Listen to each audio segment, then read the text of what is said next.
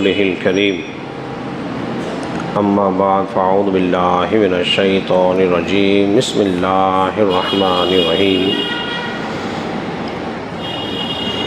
اہدنا الصراط المستقیم صدق اللہ العظیم۔ حضرات محترم، آج کی نشست کے اندر آپ حضرات درس قرآن سماعت کریں گے، اور اس سے پہلے ہم درس قرآن کے اندر ایاک نعبد و ایاک نستعین کی تفسیر ہم آپ کے سامنے بیان کر چکے ہیں۔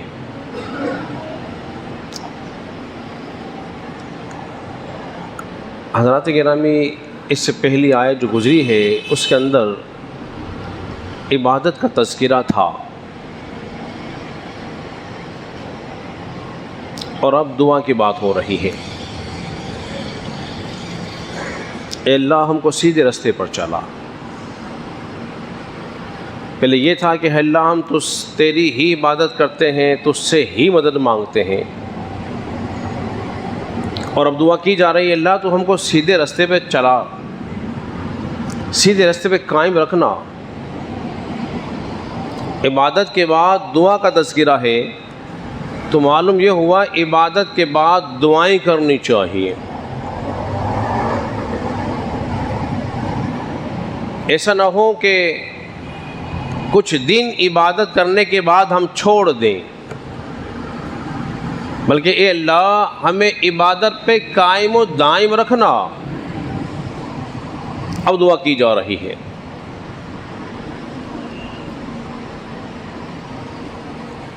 ہم تیری عبادت میں مشغول رہیں، تجھے بھول نہ جائیں۔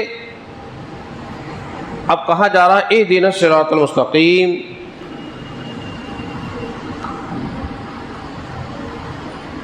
کہ اللہ ہم عبادت میں ہمیشہ ہمیشہ قائم رکھیں، مشغول رہیں۔ یاد رکھ لیجئے، ہدایت کے بغیر جو ہے عبادت مقبول نہیں ہوتی۔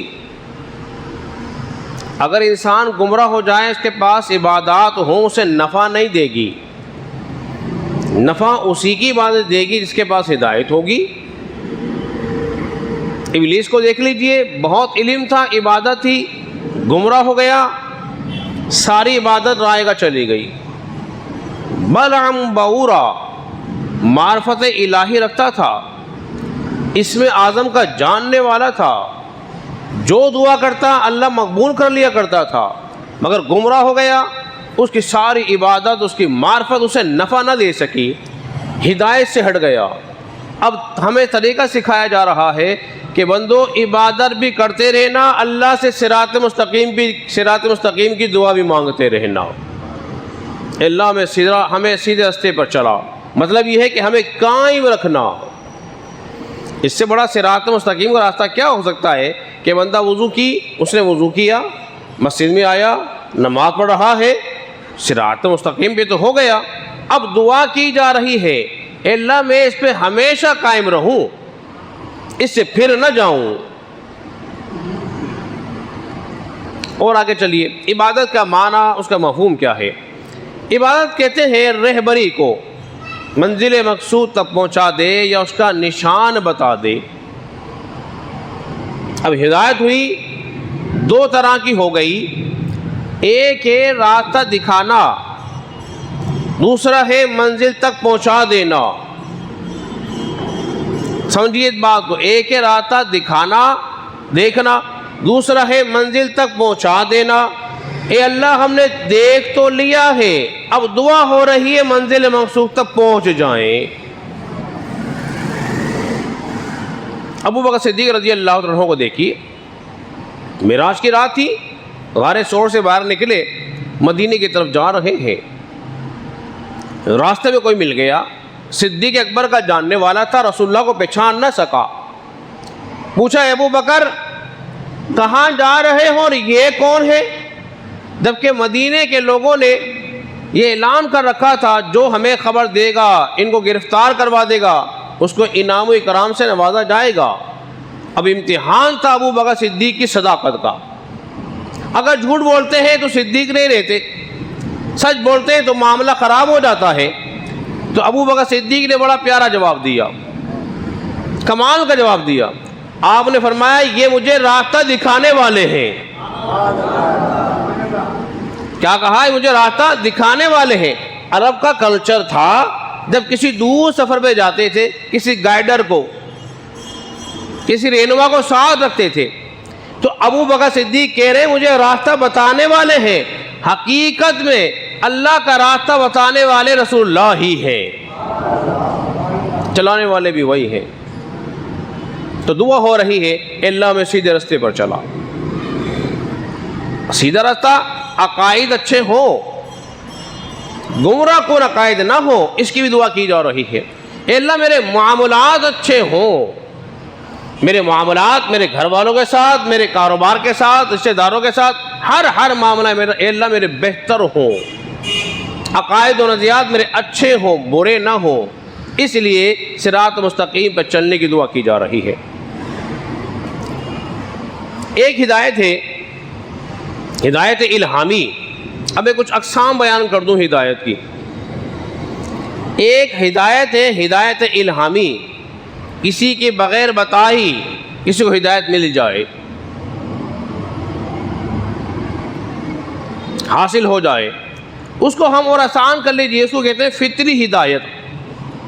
یہ فطری ہدایت جو ہے انسانوں میں بھی ہوتی ہے، پرندوں میں بھی ہوتی ہے، جانوروں میں بھی ہوتی ہے، اس لیے کہ ہر بچہ فطرت اسلام پر پیدا ہوتا ہے، یہ بات ذہن میں رکھیے گا۔ پھر اس کے ماں باپ سے جو چاہے بنا دے۔ اب پرندوں میں ہدایت کیسے ہوتی ہے؟ اگر مرغی کا بچہ انڈے سے نکال جائے اور بطخ کا بچہ بھی انڈے سے باہر آ جائے اور دونوں چلنا شروع کر دیں اور پانی کے پاس چھوڑ دیا جائے، ایک پانی سے بھاگتا ہے، ایک پانی میں تیرتا ہے۔ مرغی کا جو بچہ ہے پانی سے بھاگتا ہے، بطخ کا بچہ پانی کی طرف تیرتا ہے، جاتا ہے۔ اب یہ پوچھنا چاہتا ہوں، بتاؤ کہ مرغی کے بچے کو بتایا کس نے ہے کہ پانی میں جاؤ گے تو ڈوب جاؤ گے؟ بطخ کے بچے کو کس نے بتایا ہے پانی میں جاؤ گے تیرے تیر ہوگے؟ ارے یہ فطری ہدایت ہے، اسے رب نے ڈال دیا ہے اس کے دل کے اندر، اللہ نے ڈال دیا ہے، اس کی ماں نے نہیں بتایا ہے مرغی نے کہ بیٹا پانی میں جاؤ گے تو ڈوب جاؤ گے۔ فطری ہدایت ہے۔ اور فطری ہدایت کے بعد انسانوں میں بھی فطری ہدایت موجود ہے۔ جب بچہ دنیا میں آتا ہے نا، دو کام سیکھ کر آتا ہے۔ آپ نے جملہ سنا ہوگا، بھائی سب کچھ ماں کے پیٹ سے سیکھ کے نہیں آتے، دنیا میں آ کے سیکھنا پڑتا ہے۔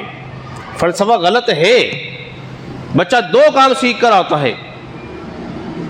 وہ کیا؟ ماں کے سینے سے دودھ کو کس طرح کشید کرنا ہے، بچہ سیکھ کر آیا ہے، کسی نے سکھایا نہیں ہے۔ سمجھے بات کو؟ دنیا میں بچہ آیا اور ماں نے اس کو اپنے سینے سے لگا کے دودھ دینا شروع کیا، اس نے کھینچنا شروع کیا، کشید کر رہا ہے، کس نے سکھایا ہے؟ فطری ہدایت ہے، ایک نمبر پر۔ دوسرے نمبر پر یہ بچہ روتا ہے اور رو کر اپنی ماں کو متوجہ کرتا ہے، اسے معلوم ہے میں روؤں گا میری ماں مجھے سینے سے لگا لے گی، فطری ہدایت ہے۔ ارے بچے کو یہ خبر ہے روئے تو ماں متوجہ ہو جائے، سینے سے لگا لے۔ ارے جو ماں کے آگے روئے ماں اسے سینے سے لگا لیتی ہے، تو جو رب کے آگے اس کے خوف سے روئے گا، اللہ تبارک و تعالیٰ بھی اس کو اپنے فضل و کرم سے مالا مال فرما دے گا۔ دوسرے نمبر پر ہے ہدایت حواسی۔ جس کے حواس ٹھیک ہو وہ اس سے ہدایت حاصل کر سکتا ہے۔ مثال کے طور پر حواس خمسہ، ہاتھ سے چھو کر، سن کر، سونگ کر، سن کر، چکھ کر، اگر اس کے حواس ٹھیک ہوں تو اس ہدایت کا ذریعہ جان سکتا ہے اچھی بری چیزیں کیا ہیں، ٹھیک کیا ہے، غلط کیا ہے۔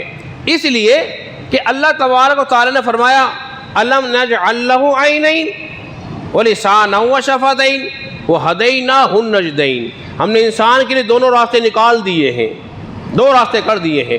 اچھائی کا راستہ بھی ہے، اس کے بعد برائی کا راستہ بھی ہے۔ یہ کب پہچانے گا؟ کہ جب اس کے پاس حواس ٹھیک ہوں گے۔ اس کے بعد ایک ہدایت ہے ہدایت عقلی۔ ہدایت عقلی کی مدد سے بھی وہ ہدایت حاصل کر سکتا ہے۔ اسی ہدایت کو ہدایت نظری بھی کہتے ہیں۔ اور یہ کیسے حاصل ہوگی؟ کوئی پیغمبر آ گیا، آنے کے بعد اس نے کوئی کمال کو معجزہ دکھایا، اس نے دلائل دیے، اس نے دلائل کو دیکھا نظروں سے، عقل سے جان لیا واقعی اللہ کا نبی ہے، اس ہدایت کو مان لیا، اس کو ہدایت فطری کہتے ہیں۔ تیسرے نمبر پر ہدایت ہے، ایک ہے ہدایت عقلی بھی ہو گئی، حواسی بھی ہو گئی۔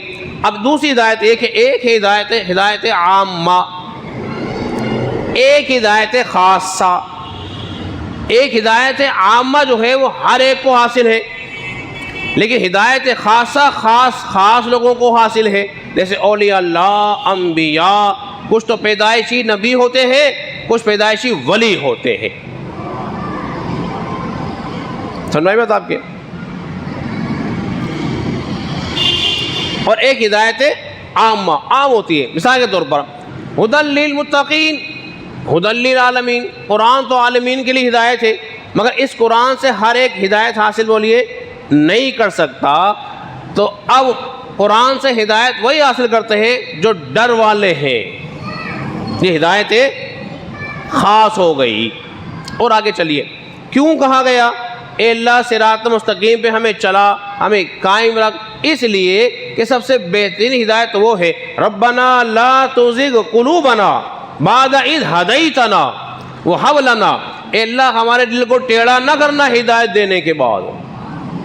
اب تو نے سیدھے راستے پہ چلا دیا ہے، ہمارے دل کو سیدھا کر دیا ہے، اے اللہ اسے پھیر نہ دینا، ہمیں قائم رکھنا۔ اب دعا کی جا رہی ہے۔